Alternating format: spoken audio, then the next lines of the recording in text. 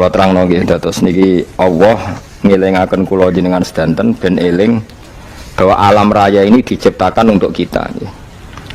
Untuk kita ini macam-macam nggih. Misalnya kalau fisik Allah nggawe buah ya kita makan. Ini untuk kita yang kebutuhan dhahirah. Nggih kula baleni malih ya. Untuk kita itu kalau fisik misalnya ada buah kita makan terus kita kuat. Ada air kita minum terus kita kuat. Itu nikmat fisik yang dhahirah napa? Yang dhahirah. Ada nikmat batinah yaitu kepuasan mendapatkan ma'rifatullah. Nggih kula ulang lagi kepuasan mendapatkan apa? Ma'rifatullah. Itu nikmat batin. Baik yang terkait Allah maupun terkait logika-logika tasawuf. Terkait Allah misalnya gini, misalnya kula mikir ya. Kula nu bolak-balik matur niki berkali-kali di tempat ngaji ini. Mugi-mugi jenengan eling mboten gadah masalah ingatan ini eling-eling. Eling-eling tenan. Wong nak soleh, ya soleh, ya soleh. Cek soleh mulai cilik, cek soleh dadakan terus husnul khotimah. Pokoknya napa? Soleh. Niku nak mati, niku bumi ku nangis. Nangise bumi ku kekurangan utawi kalong wong sing sujud ning ndekne. Ya Allah Gusti, biasanya wonten tiyang niku sujud teng nggen kula, dia berperilaku baik teng nggen kula, sakniki tiyang niku pun jenengan ambil nangis bumi. Sakniki sing urip karek bedua-bedua, damel narkoba, damel ngefly, damel macam-macam lah. Itu nangis bumi. Langit seweneng. Seweneng.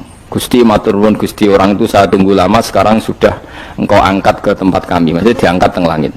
Sing bumi nangis, sing langit napa? Seneng. Nah, kemudian kita berpikir begini, bumi kok iso nangis ku piye? Nah, itu terserah sampean apa termasuk ulama zahir apa termasuk ulama batin. Kalau ulama zahir mengatakan bumi nangis itu mau kinayatun anil husni. Pokoknya pantasnya bumi itu susah, wong kelangan putra terbaiknya. Tapi nak cara ulama-ulama hakikat yang mengenali sekali betapa kudrahnya Allah, betapa kudrahnya Allah itu tidak terbatas. Itu yang meyakini bumi nangis itu nangis tenan. Misalnya ngaten kula tak terangno malih ya. Kowe bayangno dadi Nabi Adam, ngrungokno nggih. Kowe bayangno dadi Nabi Adam. Nabi Adam tenan maksudnya. Terus Nabi Adam orang pertama dia tahu betul kalau dia dicipta dari bumi. Dan dia pula tahu betul, beliau tahu kalau dia bisa ngomong, bisa mikir, bisa macam-macam. Terus indukannya beliau itu bumi. Mesti pikiran Nabi Adam, jangan-jangan bumi ini juga bisa berpikir kayak saya. Ini kan materi saya, karena saya dari bumi ini bisa ngomong, bisa melihat macam-macam. Terus bedanya apa? Manusia mbek napa? Umpama kowe dadi Nabi napa? Adam. Orang yang dekat sekali, qoribu ahdin, dekat sekali dengan kesaksian kudrah Allah. Gini ku dekne roh nak materi ini ke bumi dan dia orang pertama yang urung lali kamane. Tapi ketika sudah ribuan orang, mungkin jutaan orang lali, seakan-akan bumi itu tidak jenis dari kita. Bumi adalah hal yang berbeda dengan kita. Kita manusia berakal, bumi itu benda mati. Terus kowe katut wong goblok-goblok, bumi itu benda mati. Sajane ya rada kriminal wong Islam muni bumi itu benda mati. Enggak bisa berpikir hanya manusia. Itu kengawuran-kengawuran yang kita ciptakan sendiri, kita wariskan turun-temurun. Umpama kowe iku dadi ulama, ngomong ngono iku isin. Bumi kok nyekseni kowe sujud, banyu nyekseni mbok pangan, mbok ombe kanggo sujud. Semua itu bersaksi tentang kita. Nggih, lan sampean tanglet kula, cara melogika gimana? Begini, tak wari cara gampang-gampangan nggih. Tawarai tauhid sing kasyaf. Tauhid ini yang dawuh Sayyidina Ali lau kusifal khota'u mastatu yakinan. Umpama somben tutup-tutup iku dibuka, akulah imanku ora tambah mbek pangeran. Karena tren dunia dan akhirat sama. Zaman ning dunia ya Allah ala kulli saing qadir, kok zaman ning akhirat ya Allah ala kulli saing. Cara Sayyidina Ali, somben aku wis matilah imanku ora tambah, meskipun aku ora swarga neraka. Lah kena napa? Darah padha wae ning dunia ya pertunjukan kudratullah, ning akhirat ya pertunjukan kudratullah. Jadi pikirannya Sayyidina Ali seperti itu. Saya kan lahir misalnya tahun 1970. Berarti mulai Nabi Adam itu saya kan nggak ada. Ngerti-ngerti ada. Saya mengira waktu zaman tidak ada itu panjang apa cepat? Cepat, karena kita tidak melalui itu. Ujuk-ujuk wujud. Kadang aku mati ya wedi kan. mau mati jebule kiamat 1 juta tahun kasih apa nang kuburan. Maksud di Khalillah lho. Makanya aku ya ora roh, tak tinggal turu sakmono kan yo nglilir. Nang nglilir terus nang ndi terus.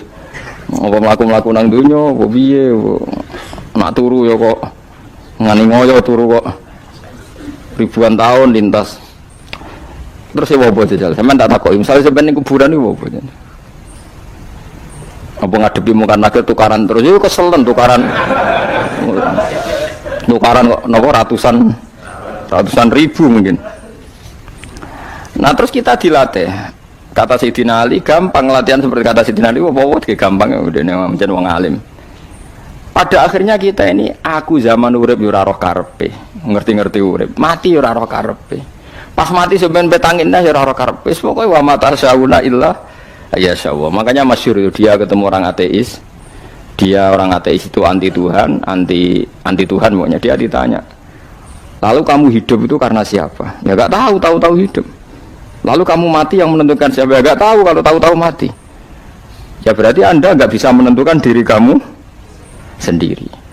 Akhirnya dia taslim, ya ada yang menentukan. Lah ya ada yang menentukan itu dalam Islam disebut apa?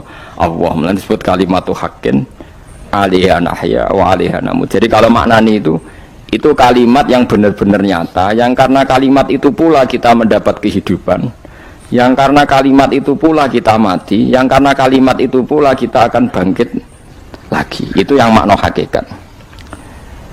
Tapi kalau makna syariat nggak begitu. Kalau makna syariat begini, dan ini benar juga. Mulanya kena ada di ulama, ciri utama ulama itu jami'ul bayan. Dia kalau menjelaskan itu indah sekali, dan orang pasti taslim. Sama saya tak warai tenan. Sama kan biasa wiridan la ilaha illallah kan biasa, mulai mimpin tahlil sampai kepeksa mergo do tahlil melok, sampai sing darani bid'ah akhirnya ya melok tanggane napa? Tahlil. Semuanya wae. Kata Ibnul Qayyim Al-Jauziyah dalam kitab Zadul Ma'ad. Kitab Zadul Ma'ad itu kitab kesayangannya Sayyid Abdul Al-Haddad. Sayyid Abdul Al-Haddad itu pengarang kitab Zadul Ma'ad. Padahal kitab ini dikarang oleh muridnya Ibnu Taimiyah. Abdul Al-Haddad itu gak seneng Ibnu Taimiyah tapi seneng muridnya. Jadi di sini ulama ya demokratis, gak seneng gurunya tapi seneng. Saja nih Ibnu Taimiyah itu orang baik, ya ulama top ya baik, ya waras top. Tapi ngerti-ngerti Wahabi itu identik dengan Ibnu Taimiyah. Akhirnya ulama ahli sunnah penyebut itu terus izin. Mulane kiai-kiai ra ono sing dalil kok Ibnu Taimiyah mergo dicap Wahabi. Padahal Ibnu Taimiyah wong alim. Di kitab-kitab kita termasuk Sayyid Muhammad Piyambak nyebut Ibnu Taimiyah qala Syekhul Islam, qala. Tapi kan ini sudah milik Wahabi, sehingga kita ini terus akhirnya gak gelem nyebut. Ya jadi kitab koyo dalil fastabiqul khairat iki apa par iki dadi dalil ya dhewe-dhewe. Wah parah tenan wong-wong. Dulu saya melihat orang enggak kunut itu ya biasa. Mergo saya sebagai wong alim ngerti iku madzhab Abu Hanifah. Saiki nek ra kunut Muhammadiyah.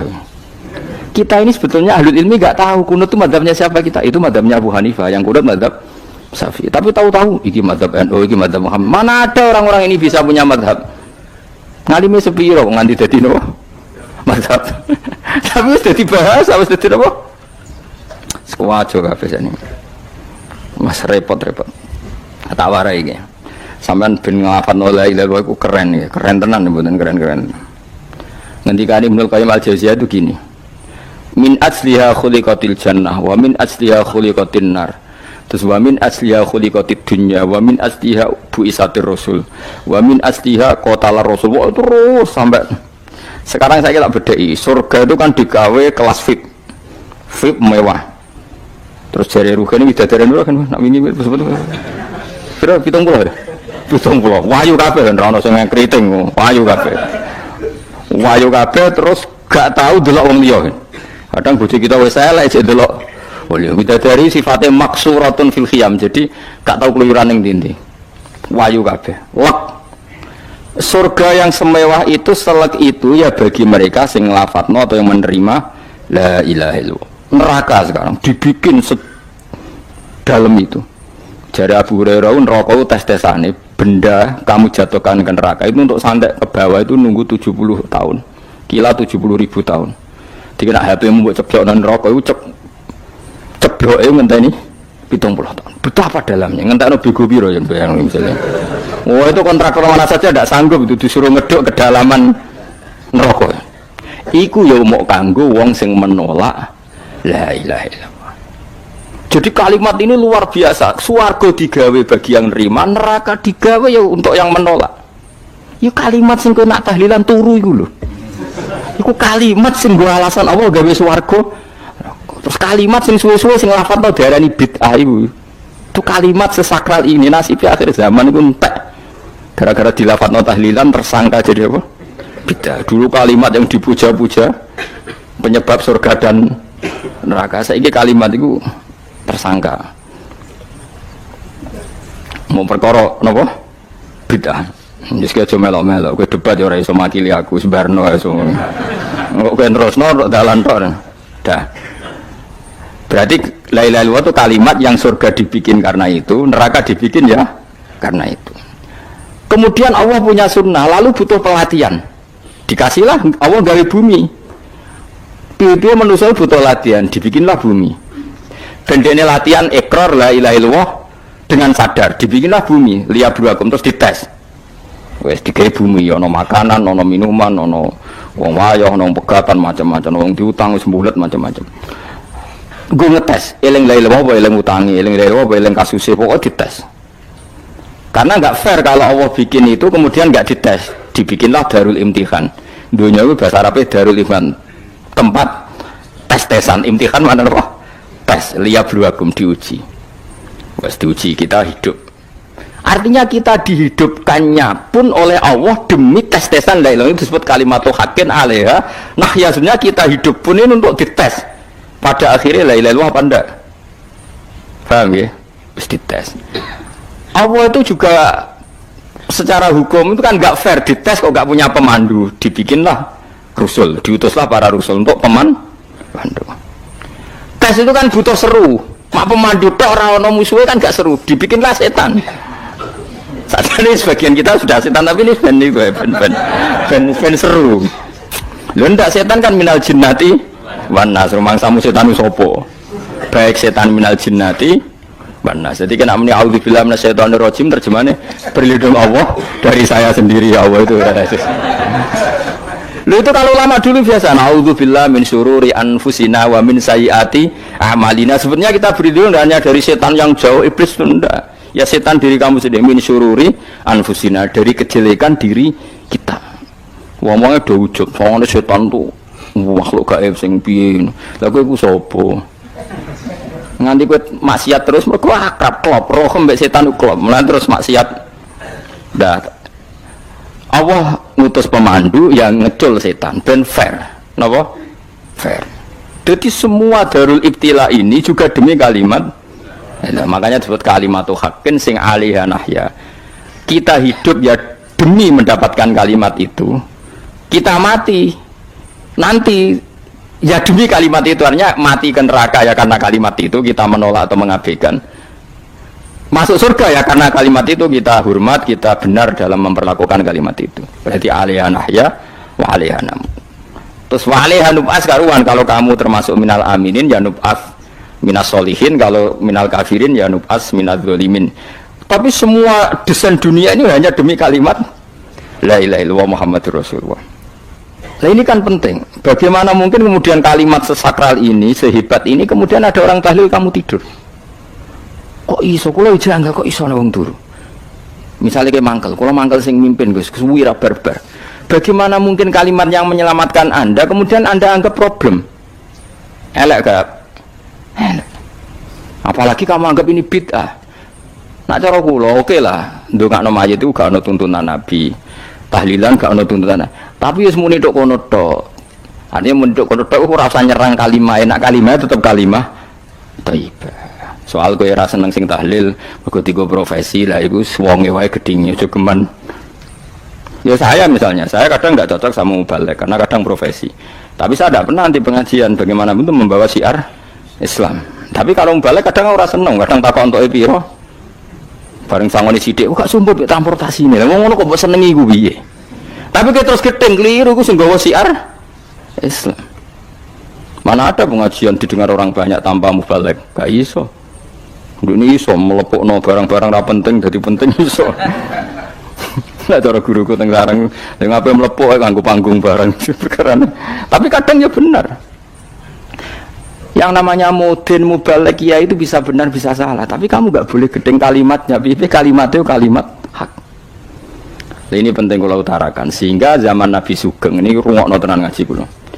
Zaman Nabi Sugeng ada sahabat namanya itu Usamah bin Zaid. Ini sahabat kesayangannya Nabi, hibbu Rasulillah.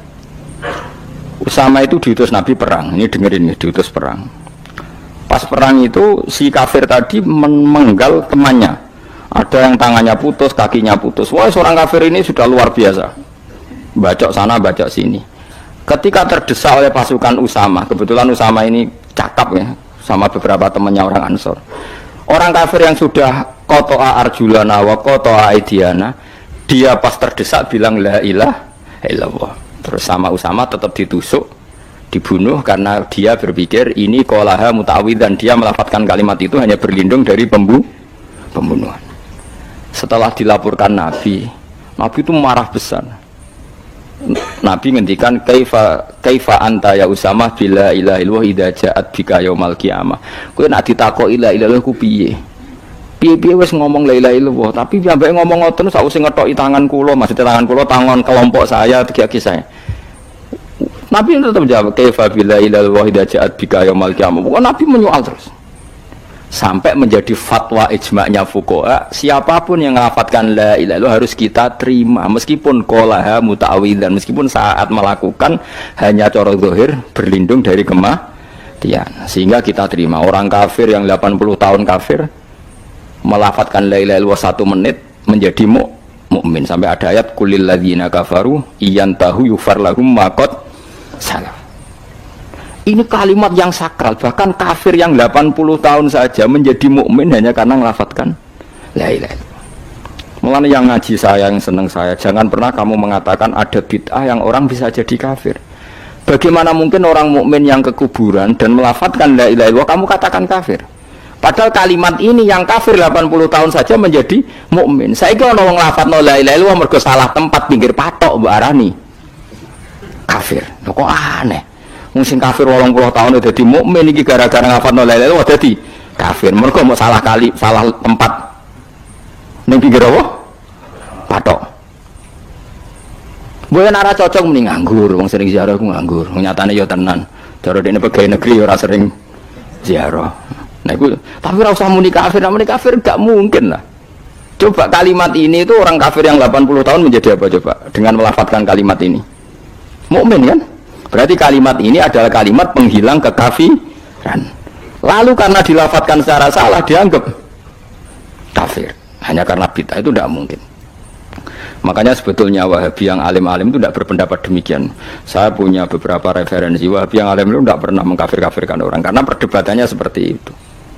Tapi saat ini wis kuwajo. Sebenarnya kalau orang alim itu ya mirip-mirip, entah Wahabi entah tidak mirip-mirip. Karena kalimat tadi. Wahabi itu kitab terbesarnya itu Ibnu Taimiyah. Ibnu Taimiyah itu punya murid Ibnu Qayyim Al-Jauziyah. Itu sampai sekarang saya lihat di fatwanya Ibnu Taimiyah itu begitu hormat sama orang-orang kita ini sama. Tapi tahu-tahu lewat penyaduran sana sini terus menjadi kacau. Jadi kalau balik ini malah sampai nak kepengen dua nikmat batinah. Seperti tadi yang saya utarakan, swarga dicipta sedemikian mewah ya demi yang menerima la ilaha illallah. Terus neraka dibikin se ekstrim itu juga bagi yang nolak. Kemudian dibikin daru pelatihan yaitu dunia ya karena kalimat berarti kalimat itu luar biasa. Wa biha qamatis samawati wal ardu. Kalimat ini pulang menjadikan langit bumi berdiri. Lalu sekarang kita bisa ngomong, bisa berpikir, bisa ngadekno BPKB macam-macam. Itu karena kita sendiri apa karena kudratullah? Saya tanya. Karena kudratullah. Kalau karena kudratullah, apa susahnya Allah bikin kemampuan tanah ini nangis, tanah ini susah. Wong bodoh-bodoh kowe iso nangis, iso mikir ya mergo kudratullah, ndak karena kamu. Harusnya ya sama, bumi-bumi ini bisa menangis juga karena kudratullah. Makanya bumi ini menangis ketika enggak ada orang yang sujud. Iku ya mungkin. Wong zaman kowe iso nangis ya krana kudratullah, mestine bumi yang kamu katakan benda mati, hakikatnya dengan kudratullah juga sama dengan kita. Mulane tenggene kitab Al-Husunul Hamidiyah, kula ngrasa utang tenan mbek kitab niku. Dulu saya ngaji 2 tahun kitab Al-Husun. Kitabnya kecil tapi saya ngaji itu 2 tahun. Berkali-kali saya ulang. Itu beliau cerita gini. Dia yang ngarang itu orang alim, kebetulan dia orang India. Memang kelebihannya kitab dikarang orang Arab itu luweh bulet. Wong Arab kan semuanya Islam, karangannya itu standar. Ini dikarang orang India. Di Tonggo Blodor, di masjidnya, dikarang ulama yang masyarakatnya itu tidak karu-karuan. Beliau cerita itu gini, manusia itu punya satu kebodohan, di mana kebodohan itu disebabkan oleh robtul asbab al-adiyah, mengkaitkan sebab sing biasa-biasa. Misalnya gini, sama saya kita omongi, misalnya ada orang bilang gini, batu ini nanti itu menjadi ayam, orang bilang mukhal apa enggak? Enggak, jawab saja mukhal. Kenapa bilang mukhal? Karena dikira enggak bisa kan? Enggak, jawab saja, jawab satu-satu. Batu ini menjadi ayam, kamu jawab mukhal. Alasannya apa? Alasannya tidak mungkin terjadi, apa kamu tidak bisa? Sebetulnya karena kamu tidak bisa. Udah. Lau ukhbiro dzakar rajul, andai kan orang itu kamu kasih tahu, klungsu ini biji asem itu, biji pohon asem itu. Nanti yang kecil ini suatu saat besar. Setelah besar buahnya banyak, tambah besar, tambah besar. Terus orang bilang mungkin. Ketika bilang mungkin itu karena dia bisa apa hanya karena menyaksikan berkali-kali ada kejadian nak klungsu ditandur iku iso dadi gede. Coba sama jawab. Karena dia bisa apa karena hanya menyaksikan itu sering terjadi? Hanya menyaksikan. Artinya zaman dia mengatakan mungkin itu pun tidak memberi kontribusi ikut buat. Ya enggak? Tetap bergantung kudrahnya Allah. Dia hanya bilang mungkin karena sering melihat. Sebenarnya dia enggak sama sekali memberi kontribusi. Lah ya darani mungkin ya ora urun. Paham ya? Lalu kenapa dia kecangkeman terus muni wong wis mati dadi lemah gak mungkin dadi manusa meneh. Lho zaman dadi manusa sing wis ngene iki kok mani dene lara melok gawe. Terus muni mungkin mergo sering terjadi, sering roh, sering bersaksi. Berarti sebenarnya manusia itu pakai ukuran dia mampu tidak mampu apa pakai ukuran bersaksi melihat. Bersaksi. Nah ini kan problem, kita sebagai manusia itu problem. Mulanya disebut wakanal insanu zaluman jauh wis goblok aja-aja. Mereka manusia itu nak wis goblok aja-aja. Makanya saya kemarin diminta ngisi di pondok kajen. Kalau sampeyan berdebat sama orang ateis atau orang komunis itu gampang saja. Dilatih begini seperti teorinya Quran. Ya nanti saya teruskan ini tak ulang lagi ya. Saya ulang lagi ya. Andai kan nggak pernah terjadi telur itu jadi ayam, nggak pernah terjadi sama sekali. Telur itu jadi ayam. Terus kamu mengasih tahu orang tadi, telur ini loh nanti jadi hewan yang hidup terus terbang. Mesti dia bilang muhal, mau benda mati kok nanti jadi benda hidup yang terbang ngalor ngidul. Berhubung sering terjadi dan dia pun tidak ikut bikin, bilang mungkin. Paham? Saya ulang lagi ya. Berarti dia bilang mungkin karena sering apa? Terjadi dan dia lihat. Andai kan pertama kali nggak ada telur sama sekali yang jadi ayam, terus pengalaman pertama di dunia belum pernah terjadi. Kamu kasih tahu telur ini nanti jadi ayam terus terbang. Orang ini bilang mukhal enggak? Mukhal. Berhubung sering terjadi bilang enggak? Nah berarti kita nanti bangkit dari kubur gampang saja bagi Allah. Cuma belum pernah terjadi kamu mengatakan mukhal. Nah makanya otak kita harus dibenahi. Makanya jogeman percaya yang pernah kita lihat, yang sering kita lihat. Percayalah dengan akal, tapi akal waras tuh ya. Karena waras itu serempet tatanannya wangil. Makanya Islam tuh melatih kul falillahil hujjatul balighah. Misalnya begini ya, dulu kalau Gerwani atau PKI atau siapa sajalah, itu kalau melatih anak-anak TK, makanya seorang ulama harus punya kecakapan penjelasan ibanatul ahkam. Itu anak-anak kecil dilatih, anak-anak kamu terpejam, mintalah manisan sama Allah.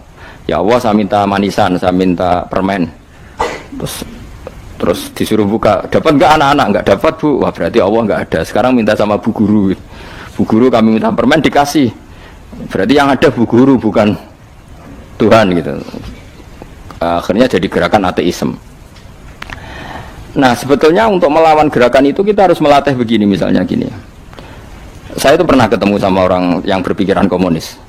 Oh komunis juga. Dia nantang saya gini, Pak, pokoknya saya tidak bisa nerima konsep Tuhan sebelum Anda bisa menjelaskan kenapa ada Tuhan. Jadi, bocah kok elek ini. Nah, aku ngerti aja, sak cerdas ini tetap cerdas aku yakin tetap cerdas aku. Rasanya selain raine selama meyakinkan, tapi pikir tetap cerdas. Kalau itu kan wong Quran gitu, artinya punya pikiran panjang. Mungkin di antara orang Islam kita ini tidak punya kecakapan menjelaskan. Tapi kalau orang sering baca Quran, apalagi dia ngaji tafsir ya, yang waras maksudnya waras lah. Terus rapati seneng duit barang ini penting. Kalau seneng duit, mari goblok. Yakin ulama seneng duit, mari goblok. Tak jamin. Umpama alim wis kelas B, kelas C gak bisa, tahqiq gak bisa. Kalau tahu dikandani konco kulo yen ambek jenengan udah saya kaca akeh. Lah kena apa? Cok seneng duit bro. Duit itu masalah bagi ulama. Orang duit itu masalah kan ya. Maksudnya rasa senang tapi aja terus gak duit. Sekarang saya tanya, Quran itu melatih kita gini. Quran itu sederhana kalau ngelatih tauhid. Tapi orang pasti ingat. Kata Allah gini, nggak apa-apa, saya tidak Tuhan nggak apa-apa. Kamu yang Tuhan. Tapi buktikan kalau kamu Tuhan. Caranya gini. Am khalaqus samawati wal ardo. Ya nggak apa-apa, kamu yang Tuhan nggak apa-apa. Tapi buktikan kalau kamu menciptakan langit, bumi. Mereka pasti ikrar, ya tidak mungkin saya menciptakan bumi, saya lahir sudah ada bumi. Yesus lahir sudah ada bumi, nggak mungkin Tuhan. Terus Tuhan membuat pertanyaan kedua, am khuliqu min ghairi syai'in. Ya sudah, kalau saya tidak Tuhan, lalu nggak ada Tuhan, berarti alam raya ini tercipta oleh sesuatu yang nggak ada. Aneh nggak? Misalnya sebelum alam raya ini nggak ada Tuhan. Berarti sebelum alam raya ini kan adanya nihilisme, sesuatu yang nggak ada. Kemudian sesuatu yang nggak ada ini menjadi penyebab sesuatu yang ada. Aneh nggak? Menurut saya aneh. Sesuatu yang nggak ada itu mestinya kan nggak bisa ngelabeti, nggak bisa berfungsi, nggak bisa ada gunanya. Oh jenenge ra ono iku ora marai apa-apa. Ora ono kok dadi sebab. Sesuatu yang menjadi sebab itu yang wujud apa yang nggak ada? Yang wujud. Saya takut. Lah kalau nggak ada Tuhan berarti alam raya ini lalu sebabnya apa? Ya dari ketiadaan, lalu tiada itu menjadi sebab. Yang tiada kok jadi sebab itu tekem lho. Mikir di mana-mana yang sebab itu harus barang yang wujud, nggak boleh tiada kok jadi sebab. Ini kan jadi aneh, sesuatu yang tiada menyebabkan sesuatu yang ada. Terus dia bilang, ya pokoknya ronde ini kalah, tahu kemana? Pikir nganti mati temenang aku ini. Makanya sebetulnya dalam ilmu mantek pertama itu kita tidak harus iman Tuhan itu namanya Allah, tidak harus. Makanya pertama dikenalkan, sementing kenal Tuhan itu ada dulu, disebut zat sing wajibil wujud, belum disebut namanya Allah. Allah itu disebut nama Islam, itu paham ya? Saya ulang lagi, Allah disebut itu nama Islam. Tapi kalau penemuan akal hanya sampai kita ini butuh zat sing wajibil wujud, sing menjadi penyebab semua alam raya ini. Di bahasa Arab disebut musabbibul asbab. Belum menyebut Allah musabbibul asbab. Islam pun pertama Iqra turun ya gak nyebut Allah. Iqra bismi rabbikal ladzi khalaq, khalaqal insana min 'alaq. Iqra wa rabbuka. Tuhan itu siapa? Yang mencipta. Nah, yang mencipta ini oleh syariat Islam disebut apa? Tapi dalam logika yang penting kue kenal sih ono musabbibil asbab. Pastikan bahwa alam raya ini yang wujud pasti disebabkan sesuatu yang ada. Nggak boleh barang wujud kok diciptakan oleh sesuatu yang tidak ada. Yang gendeng ora barbar barang ra ono mbok sifati al khaliq. Sing gawe langit bumi apa? Pencipta. Penciptane apa? Sesuatu yang tidak ada. Kowe ikhlas dutek ngono kowe ikhlas ta ora? Gak kowe ikhlas ta ora dutek ngono kowe ikhlas ta. Kowe gelem dadi bodho niku. Gelem kan? Mboten. Nah, nikmat ngono jenenge nikmat batin. Nah, mulane sing suwenang mbek kalimat la ilaha illallah. Wes ana sing bid'ahnallah iku wong nganggur wis beno sauni-unine. Tapi kadang memang kita berlebihan. Tahlilan ra barbar 40 dina ini ra barbar. Muga alasane wis disangoni akeh tahlil sedih lho sakake penggemar sing keselen sing rantuk sangu ya butuh cepet. Lane cara kula niki penting kula utara nggih. Kowe nek ora cocok tahlilan 40 dina wis ngomong ae kira cocok model harinya. Tapi ki aja menolak kalimat la ilaha illallah iku disifati Kanjeng Nabi kalimat thayyibat. Wong Nabi nyifati thayyibah, kalimat yang suci kok nyifati bid. Tak soal kira cocok wong sebut. Misalnya kamu bilang saja wong mati wis sangu amale lha apa didongakno barang. Nek kowe pengen ndonga ora usah ndonga. Wis ora usah biasa wae. Kula lah mbok dongakno ora seneng. Gak meyakinkan. Karo dene mlebu swarga butuh dongamu ora ono swarga fadhole pangeran apa mbok dongano barang. Ya tapi kowe donga aku ya seneng. Senenge ya semau lah timbang nyanyi-nyanyi rame-rame sadok ndongone, mbok mandi mbok ora pokoke ndongone. Saya ulang lagi ya. Makanya Quran itu melatih logika sampai seperti itu. Am khalaqus samawati wal ard bal la yuqinun. Sampai terus diulang-ulang. Am khuliqu min ghairi syai'in. Kalau mereka merasa Tuhan enggak apa-apa, tapi buktikan mereka ini wujud sendiri tanpa sebab. Atau begini, kalau mereka tidak tahu sebab pencipta langit bumi, mereka sendiri suruh yakin kalau mereka adalah penciptanya. Am humul khaliqun, enggak apa-apa. Ya tapi masih Abu Jahal gendeng lah, masih Abu Lahab ngawur lah, nak takoki, ya wes pangeran kowe wae sing gawe langit bumi. Penggemarnya saja pasti tertawa. Mosok Abu Lahab darane pencipta langit bumi, wong lahir wae ning bumi. Tapi Quran oleh gojlok am khalaqus samawati wal ardo. Apakah mereka menciptakan langit bumi? Bala yakin, mereka pun tidak pernah yakin. Jadi itu pangeran. Makanya di mana-mana orang alim itu suka debat. Karena pangeran sendiri kalau menjelaskan kebenaran seringnya juga nantang debat. Kata Allah, Qul ara'aytum ma tad'una min dunillah aruni madza khalaqu minal ardi am lahum syirkun fis samawat. Enggak apa-apa mereka Tuhan kata Allah, tapi buktikan zaman langit diciptakan mereka memberi kontribusi apa? Apa urun bego, apa urun cagak, apa piye lah pas aku gawe langit iku dekne urun apa jare am lahum syirkun fis samawat. Misale urun apa lah? Urun tol ta urun apa lah. Itu pangeran. Mereka kan pasti menjawab enggak. Terus itu nih kita biming qobliyada. Kalau kamu nggak percaya Quran sebagai kitab, nggak apa-apa. Tapi buktikan kamu punya kitab tandingan. Nggak, mereka nggak punya juga. Atau gini, nggak usah Quran, ke sakralan. Au atharatim min ilmin, atau kajian ilmiah yang membuktikan bahwa Yesus itu Tuhan, atau yang membuktikan bahwa berhala itu Tuhan. In kuntum shodiqin, nggak apa-apa. Kalau kamu benar buktikan. Nah itu makanya semua nabi itu punya kecerdasan. Karena tadi nabi kadung nantang itu nih kita biming qobliyada. Au atharatim min ilmin in kuntum shodiqin. Tapi sekarang orang alim soleh itu jarang. Yang ngono ngerung soleh rapati ngalim, nggak sing alim biasanya rapati soleh. Lah kula itu masuk rondo-rondo ya, isih rondo soleh ya rondo, tapi lumayan masih menjaga hujjatullah tadi.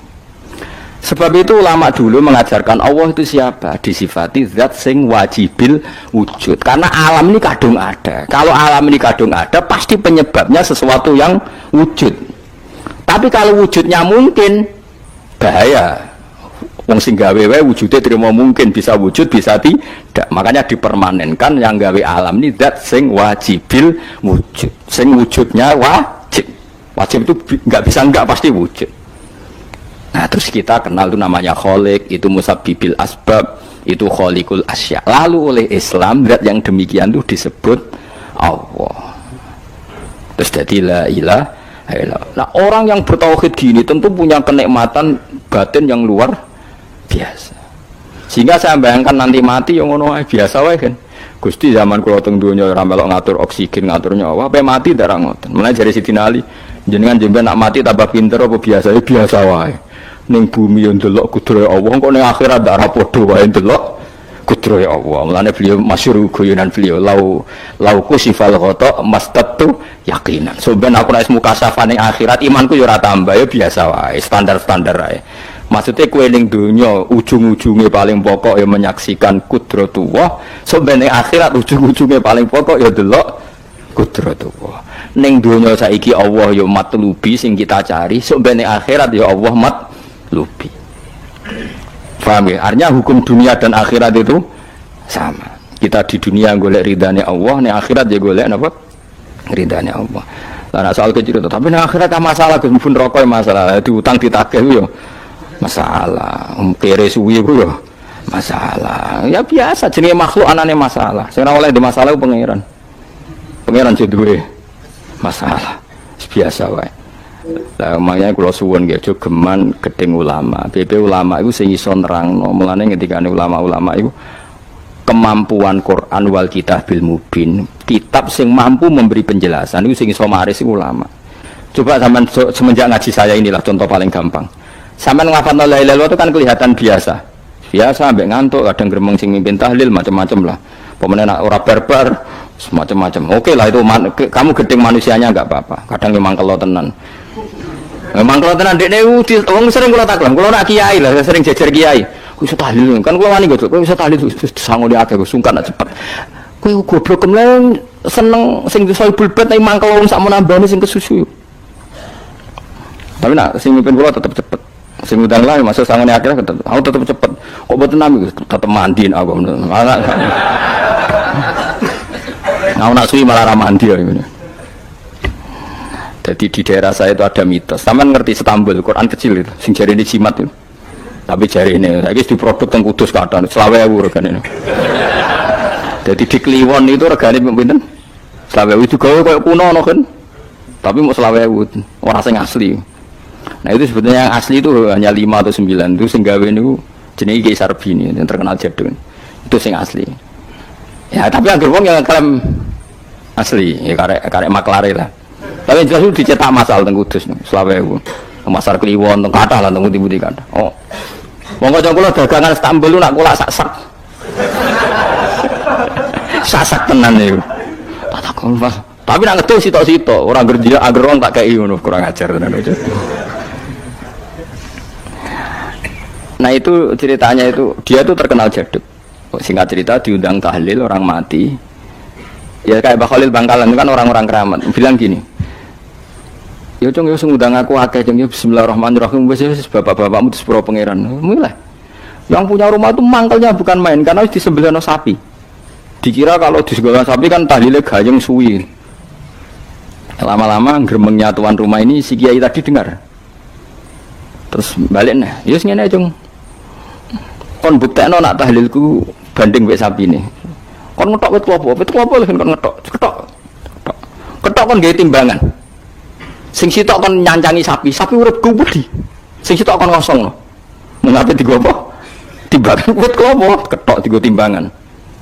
Disaksani wong akeh, malane terus tampil keramat tuh, sengene wong akeh. Ndekne muni bis wis jumpat sing sapi kalah.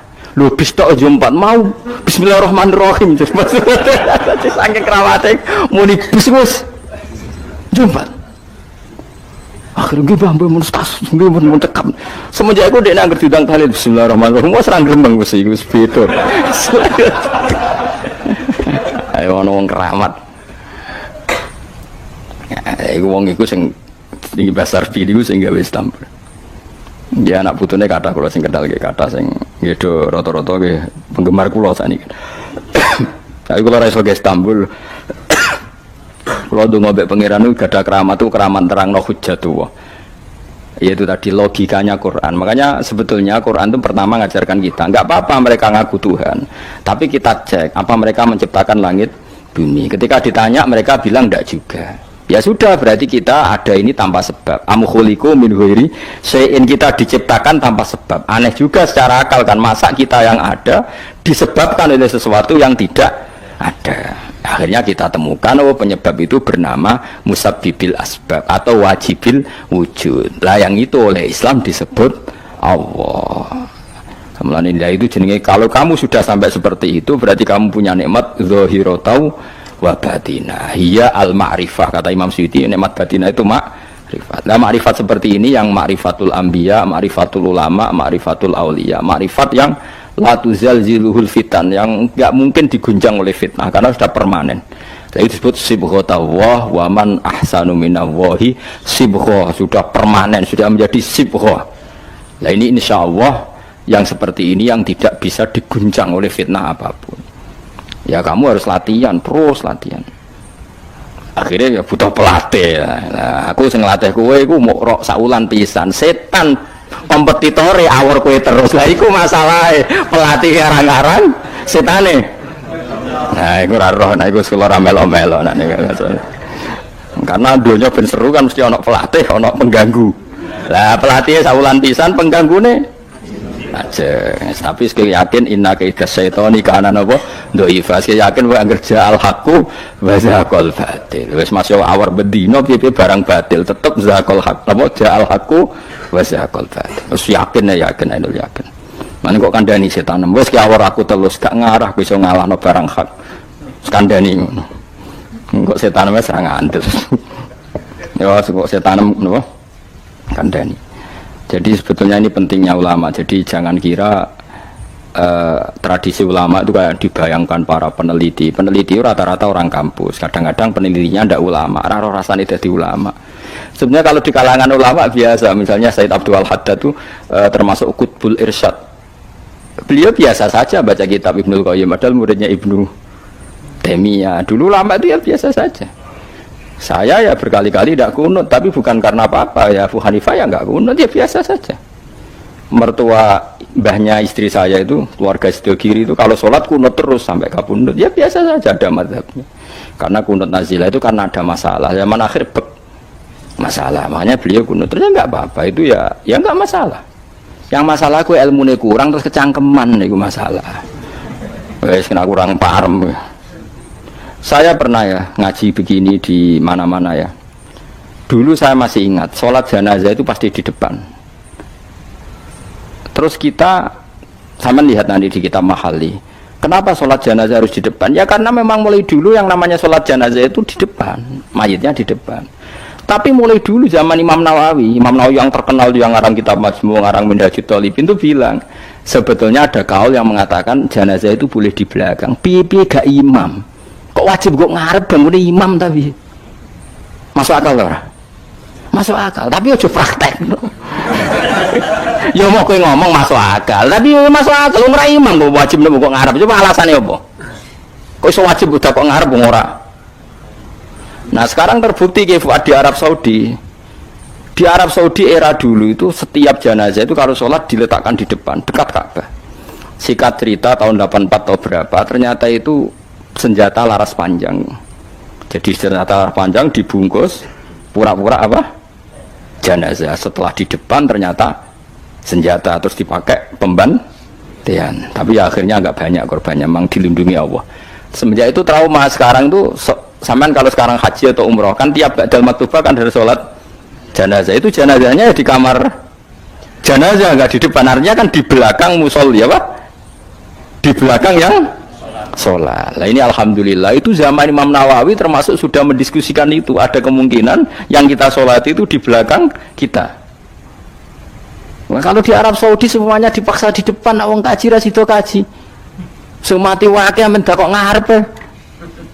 Gak sido tawaf wong kepeken jenazah. Lah Indonesia tok nak kaji mati biro saja. Kabeh ditakok ngarep.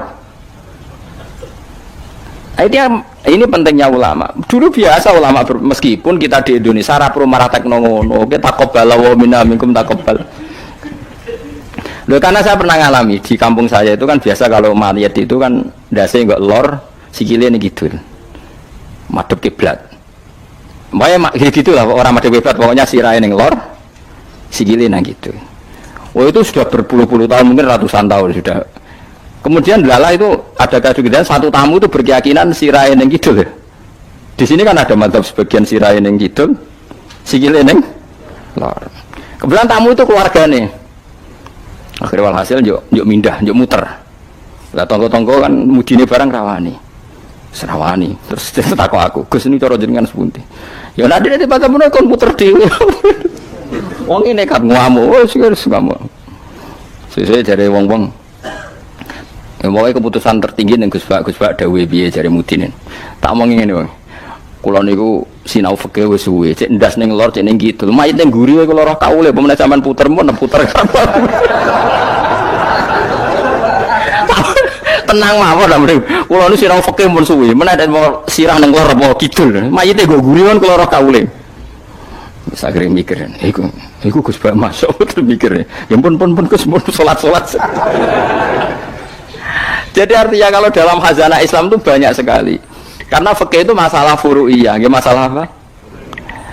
Kamu gak yang kuwi kudu iso tenan iki tentang kalimat dalil tadi kudu iso tenan ra oleh anu, tapi ngono-ngono iku gampang.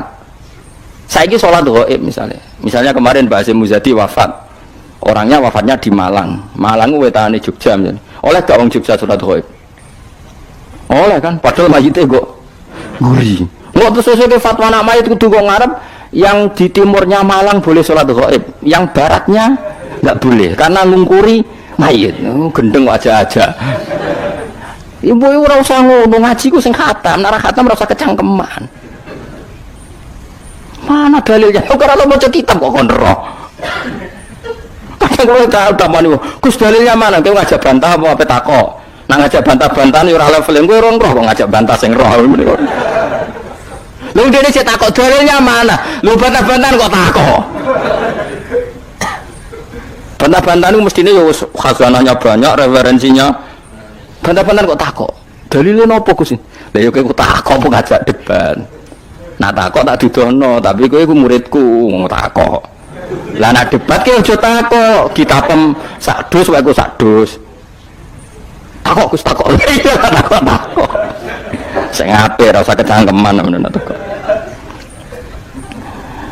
Jadi kalau seperti itu gampang kalau Furia tadi logikanya kan jenazah itu ndak imam. Kenapa sih wajib di depan wong ndak imam? Sehingga alasan di depan karena mulai dulu ulama kalau nggak ada kondisi yang luar biasa ya umumnya di depan ya kita ikut di depan. Lalu di depannya apa sih raine ning lor apa ning kidul ora tau nginceng ngono jawab ngono wis bungkusan.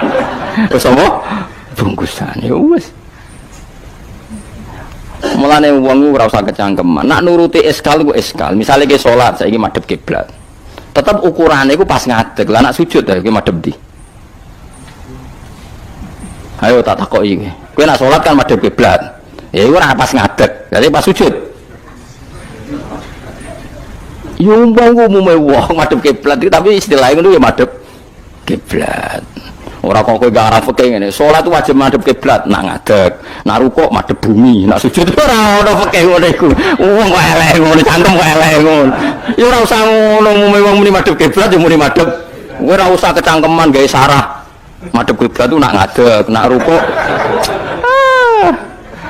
Geneman ngono. Ngene sing apik, dadi ulama ku sing apik. Ilmune akeh tapi biasa wae. Mbak kula biasa mbak wong. Kula biasa. Kula nek jejeroken wong ora ngerti sing ulama endi ora. Lah wingi ki akad Khalil Habib Anis kula jak akad-akad mriku. Ya wong ora ro bedane endi sing Gus Bayu kan padha wae. Tendangi wong wis padha wae. Ulama ketara anak wis ngomong hukum lagi ketara. Malah kadang sing ora ulama lebih meyakinkan. Nah, tapi yang merengat-merengat kok koyo mikir hukum berat.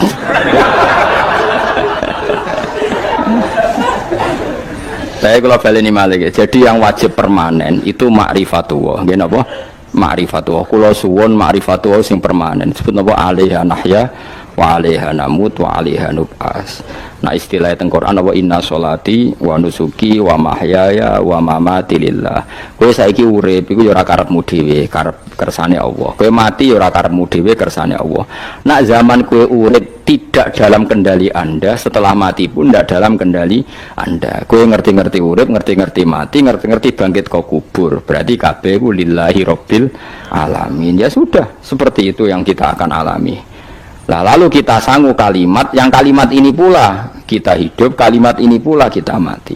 Itu dalam makna ilmu hakikat. Nah, makna ilmu syariat juga gampang. Aku wani urip ya mergo bela-belani la ilaha illallah. Umpama aku mati ya demi kalimat la ilaha illallah. Aja kok mati krana melok lomba terus mati. Ya mati ya berlomba dalam mempertahankan la ilaha illallah. Itu makna syariat. Nah, kita harapkan makna ini dua-duanya ada. Secara syariat kita hidup ya demi ngurip-ngurip la ilaha illallah, disebut diilai kalimatillah. Kayak aku mulane kalau nak mulang semangat, aku wani urip demi mulang kalimat la ilaha illallah. Aku wani mati mergo wis rumangsa sangu la ilaha illallah. Itu makna syariat. Kalau makna hakikat, kowe gelem ra gelem uripem ya mergo kersane Allah, ora mergo kersamu. Kowe gelem ra gelem matimu ya mergo Allah sing ngersakno, ora mergo kersamu. Itu disebut inna sholati wa nusuki wa mahyaya wa mamati lillahi rabbil alamin. Piye mergo hakikate wala syari kalah. Allah kalau menghendaki enggak ada yang bisa menandingi, enggak ada sekutunya. Artinya faqullu makana fi hadzal alam dunyan wa ukhra kabeh kullun bimuradillah. Nah, itu yang makna hakikat. Nah, tapi kan enggak masalah kita punya ilmu syariat juga punya ilmu hakikat, enggak masalah. Umat ini cukup bisa menampung ilmu syariat dan hakikat. Problemnya zaman akhir ana wong sing sok hakikat.